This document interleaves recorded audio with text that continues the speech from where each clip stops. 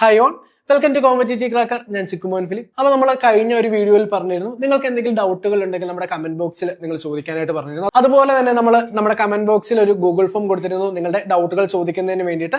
അപ്പോൾ ഒരുപാട് ആളുകൾ ചോദിച്ച ചില ഡൗട്ടുകൾക്കുള്ള ആൻസറുമായിട്ടാണ് നമ്മൾ ഇന്ന് എത്തിയിരിക്കുന്നത്. അപ്പം ഏറ്റവും പ്രധാനമായും കൂടുതൽ ആളുകൾ ചോദിച്ച ഒരു ചോദ്യം, ഇനി വരുന്ന എക്സാമുകൾ, നമുക്ക് ക്ലർക്കിന് ഒരു 8 എക്സാമുകൾ ആണ് വരുന്നത്.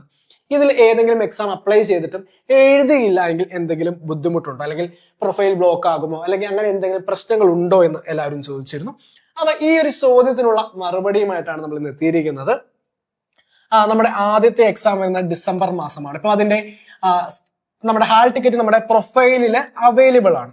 ഡിസംബർ മുതൽ ഫെബ്രുവരി വരെ നീണ്ടു നിൽക്കുന്ന എല്ലാ ഞായറാഴ്ചകളിലും കൂടി നടക്കുന്ന ഒരു എക്സാം ആണ് നമുക്ക് ഇനി CACB എക്സാം ഉള്ളത്. അപ്പൊ പൊതുവെ എല്ലാവരുടെയും മനസ്സ് മടുക്കുന്ന ഒരു കാര്യം, എല്ലാ ഞായറാഴ്ചയും നമുക്ക് ആകെ കിട്ടുന്ന ഒരു വീക്കെൻഡ് ആണ്. എക്സാമിന് പോയി മടുക്കും, അതുകൊണ്ട് ഞാൻ എക്സാം എഴുതുന്നില്ല എന്നൊരു ആറ്റിറ്റ്യൂഡ് കുറച്ച് പേര് പറഞ്ഞു. അപ്പൊ ഇവരോട് എനിക്ക് പറയാനുള്ളത്, ഈ ഓരോ എക്സാമുകളും നിങ്ങളെ സംബന്ധിച്ച് ഓരോ അവസരങ്ങളാണ്. അപ്ലൈ ചെയ്തിട്ടുണ്ടെങ്കിൽ നിങ്ങൾ നിർബന്ധമായും ഒരു എക്സാമിന് പോവുക. ഇനി ഈ ഒരു എക്സാം എഴുതി കഴിഞ്ഞാൽ എന്താണ് നിങ്ങൾക്ക് കിട്ടുന്ന ഗുണം? ഇപ്പൊ നിങ്ങളെ സംബന്ധിച്ച് നോക്കിക്കഴിഞ്ഞാൽ എന്തായാലും നിങ്ങൾക്ക് ക്വസ്റ്റ്യൻ പേപ്പർ അവൈലബിൾ ആണ്. നിങ്ങൾ എക്സാമിന് പോയില്ല എങ്കിലും ക്വസ്റ്റ്യൻ പേപ്പർ നിങ്ങളുടെ കൈ കിട്ടും. ആ ഒരു ക്വസ്റ്റ്യൻ പേപ്പർ കിട്ടിക്കഴിയുമ്പോൾ അയ്യോ, ഇത് മുഴുവൻ ഞാൻ പഠിച്ച ചോദ്യങ്ങളായിരുന്നു, ഞാനൊന്ന് എക്സാം എഴുതിയിരുന്നുവെങ്കിൽ എനിക്ക് ഉറപ്പായിട്ടും ലിസ്റ്റിൽ വരാൻ പറ്റുമായിരുന്നു എന്നൊരു നിരാശ നിങ്ങളെ പിടിപെടുവാനുള്ള സാധ്യതയുണ്ട്. ആ ഒരു നിരാശ അതിനുശേഷം വരുന്ന എക്സാമുകളെ നിങ്ങൾക്ക്, അല്ലെങ്കിൽ അതിനുശേഷം വരുന്ന എക്സാമുകളിലുള്ള നിങ്ങളുടെ പെർഫോമൻസിനെ ബാധിക്കുവാനായിട്ടുള്ള സാധ്യതയുണ്ട്. അപ്പൊ കഴിഞ്ഞ ഒരു എക്സാമുകൾ നോക്കുകയാണെങ്കിൽ നമുക്ക് ഇതിനു മുൻപ് നടന്ന നമ്മുടെ ഈ ഒരു ഒക്ടോബർ നവംബർ മാസങ്ങളായിട്ട് നടന്ന എക്സാം ഉണ്ട്. ആ ഒരു എക്സാമിന്റെ പാറ്റേൺ നോക്കിക്കഴിഞ്ഞാൽ അതിന്റെ ഓരോ എക്സാം, നമുക്ക് 3 എക്സാം ആണ് നടന്നത്. ഈ ഒരു 3 എക്സാമിനും ക്വസ്റ്റ്യൻസ് ഒരു സിമിലർ പാറ്റേണിലായിരുന്നു. അല്ല എങ്കിൽ നമ്മുടെ ഒന്നാമത്തെ ഫേസിൽ നടന്ന എക്സാമിന്റെ ആ ക്വസ്റ്റ്യൻ ചോയ്സ് ഏരിയയിൽ നിന്നുമായിരുന്നു രണ്ടാമത്തെ എക്സാമിന് വന്നത്. അപ്പൊ അതേ ഒരു പാറ്റേൺ നമുക്ക് എന്ത് ചെയ്യാം, ഈ ഒരു എക്സാമുകളും എക്സ്പെക്ട് ചെയ്യാനായിട്ട് പറ്റും. അതുകൊണ്ട് നിങ്ങൾ ഈ ഓരോ എക്സാമുകളും നിങ്ങൾക്ക് അടുത്ത എക്സാമിന് നന്നായിട്ട് പ്രിപ്പയർ ചെയ്യുവാൻ വേണ്ടിയിട്ട്, അല്ലെങ്കിൽ അടുത്ത എക്സാമിന് കൂടുതൽ സ്കോർ മേടിക്കുവാനായിട്ട് നടത്തുന്ന ഒരു മോക്ക് എക്സാം എന്ന രീതിയിൽ കണ്ട് നിങ്ങൾ എന്ത് ചെയ്യുക, കൃത്യമായി എക്സാം അറ്റൻഡ് ചെയ്യുക.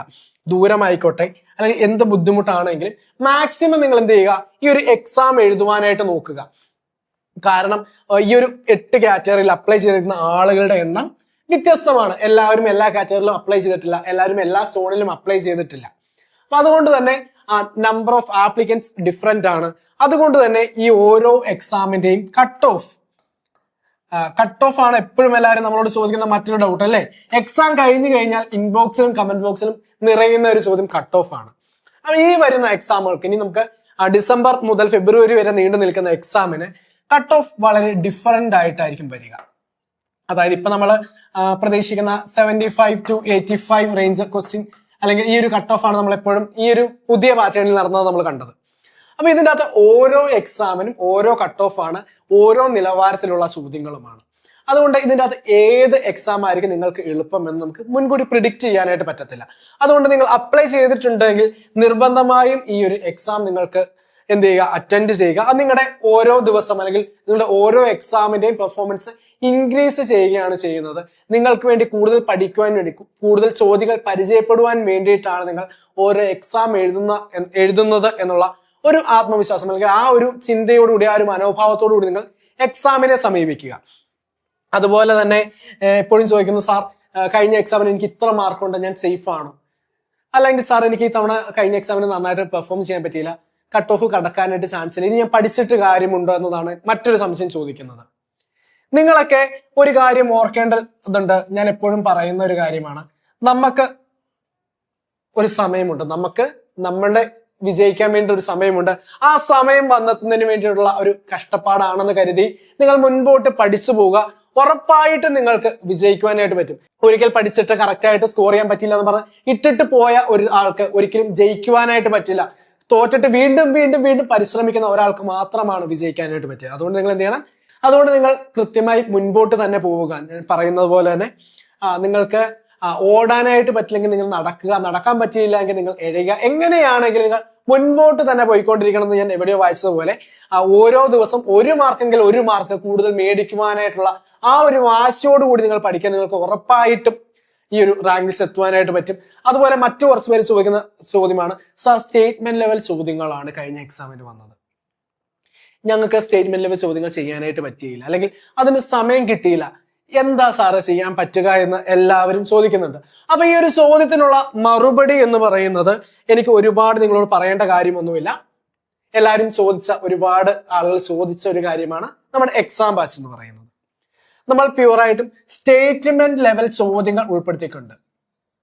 കൃത്യമായി സ്റ്റേറ്റ്മെന്റ് ലെവൽ ചോദ്യങ്ങൾ ആൻസർ ചെയ്യാൻ പറ്റുന്ന രീതിയിൽ നിങ്ങളെ പ്രാപ്തമാക്കുന്നതിന് വേണ്ടിയിട്ടാണ് നമ്മുടെ എക്സാം ബാച്ച് വരുന്നത്. നമുക്ക് live class, record class, PDF note, അതുപോലെ ഡെയിലി എക്സാം, വീക്ക്ലി എക്സാം, ഇതെല്ലാം ഉൾപ്പെടുത്തിക്കൊണ്ടാണ് നമ്മുടെ ഒരു എക്സാം ബാച്ച് വരുന്നത്.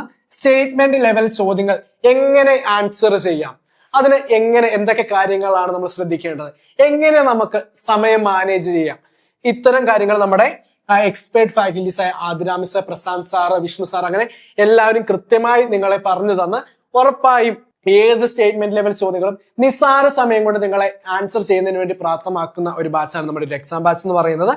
അപ്പം 1000-ലധികം റാങ്ക് മേക്കിംഗ് ചോദ്യങ്ങളായിരിക്കും നമ്മൾ ഈ ഒരു എക്സാം ബാച്ചിൽ ഡിസ്കസ് ചെയ്യുക. 1000-ലധികം എന്ന് പറയുമ്പോൾ 2000 അതിലധികം ചോദ്യങ്ങൾ നമ്മുടെ ഈ ഒരു ക്ലാസ്സിൽ ഡിസ്കസ് ചെയ്യുന്നതായിരിക്കും.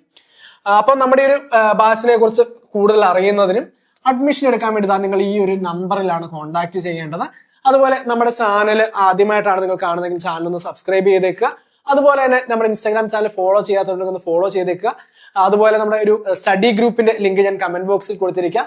സ്റ്റഡി ഗ്രൂപ്പിൽ ജോയിൻ ചെയ്യാൻ താല്പര്യമുള്ള ഒരു സ്റ്റഡി ഗ്രൂപ്പിൽ ജോയിൻ ചെയ്യുക. അതുപോലെ ഡൗട്ട് എന്തെങ്കിലും ഉണ്ടെങ്കിൽ നിങ്ങൾ എന്ത് ചെയ്യുക, നമ്മുടെ ഈ കമന്റ് ബോക്സിൽ കമന്റ് ആയിട്ട് രേഖപ്പെടുത്തുക. ആ ഒരു കമന്റിനുള്ള ആൻസറുമായി നമുക്ക് വീണ്ടും കാണാം. താങ്ക്